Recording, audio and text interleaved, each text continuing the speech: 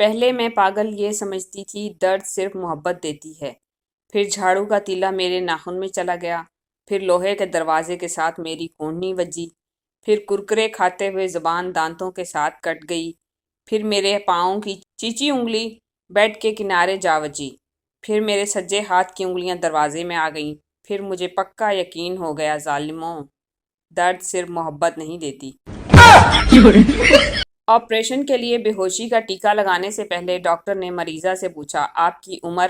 مریضہ نے کہا 28 سال۔ ڈاکٹر نے کہا، محترمہ آپ کو یقین ہے نا کہ آپ کی یہی عمر ہے، کیونکہ میں نے آپ کی عمر کے حساب سے آپ کی بے ہوشی کی دوا کی مقدار مقرر کرنی ہے۔ مریضہ نے کہا 30 سال۔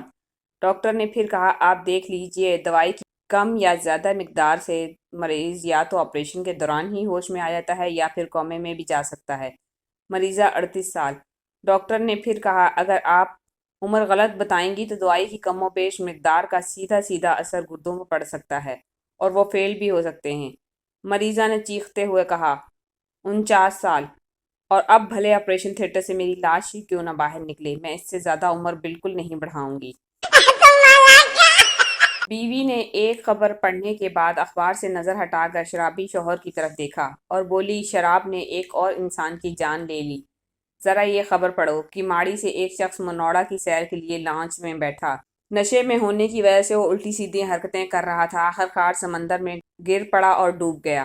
کوششوں کے باوجود اسے بچایا نہ جا سکا۔ بد نصیب، اگر شرابی نہ ہوتا تو آج زندہ ہوتا۔ شوہر نے پوچھا، سمندر میں گرنے تک وہ زندہ تھا؟ بیوی نے جواب دیا، ہاں۔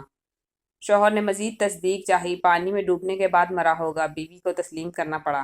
وہ بولی، ہاں۔ شوہر برا سا منہ بنا کر بولا، تو پھر یوں کہو نا، وہ پانی کی وجہ سے مرا، شراب کو کیوں الزام دے رہی ہو؟ دوسری شادی کے فوائد۔ ایک خاتون مقرر نے مرد کی ایک سے زائد شادیوں کے فوائد پر بلغ و مدلل تقریر کی۔ اختتام پر حاضرین میں سے ایک خوبصورت خاتون نے کھڑے ہو کر سوال کیا، کیا آپ بذات خود بھی مردوں کی ایک سے زیادہ شادی کی حوصلہ افزائی فرماتی ہیں؟ عالمہ بی بی نے کہا، جی ہاں، بالکل۔ خاتون نے تھوڑا سا لجاتے ہوئے کہا، خدا کا لاکھ لاکھ شکر ہے، ورنہ میں تو اپنا تعارف کراتے ہوئے ڈر رہی تھی۔ دراصل میں آپ کے شوہر کی دوسری بیوی ہوں۔ مقررہ یہ سنتے ہی غش کھا کر دھڑام سے گر پڑیں۔ شوہر کو خوش رکھنے کا وظیفہ۔ 7 مرتبہ، آپ کی بہنیں کتنی اچھی ہیں۔ 8 مرتبہ، شوہر کی ماں کو بولنا، ماں جی کھانا دے دوں یا بعد میں۔ 10 مرتبہ، ماں جی لائیں پاؤں دبا دوں۔ 15 مرتبہ، میں تو کام کر کے بالکل بھی نہیں تھکتی، بلکہ مجھے تو کام کرنا اچھا لگتا ہے۔ 10 مرتبہ، شوہر سے، آپ کی فیملی تو بہت اچھی ہے۔ 8 مرتبہ، آج آپ کے دوست گھر آ رہے ہیں تو کھانا میں بنا دیتی ہوں۔ 14 مرتبہ، آپ کی بہنوں کے بچے کتنے اچھے ہیں۔ 10 مرتبہ، آج کھانا آپ کی پسند کا بنے گا۔ ایک پریشان حال شوہر ڈاکٹر کے پاس گیا اور کہا، ڈاکٹر صاحب مجھے لگتا ہے کہ میری بیوی بالکل بہری ہو چکی ہے۔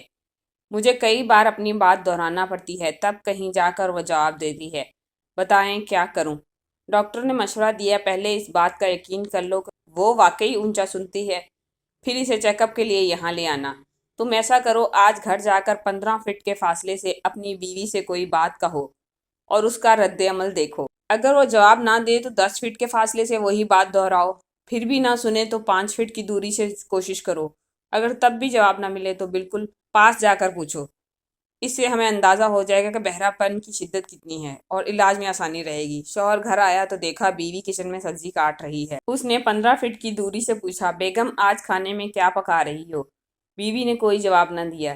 اس نے 10 فٹ کی دوری سے دوبارہ وہی سوال دہرایا۔ بیوی بددستور خاموش رہی۔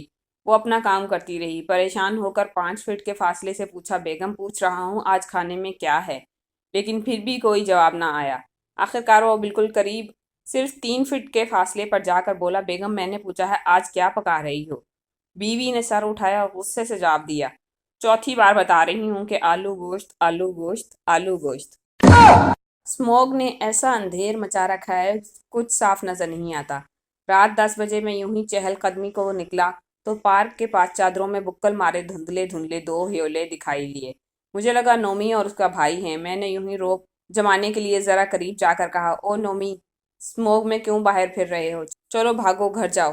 جسے میں نومی سمجھا تھا اس نے دھیمی آواز میں کہا، انکل میں پومی ہوں، نومی کی بہن۔ مجھے ذرا سبکی محسوس ہوئی تو میں نے نرم لہجے میں کہا اچھا۔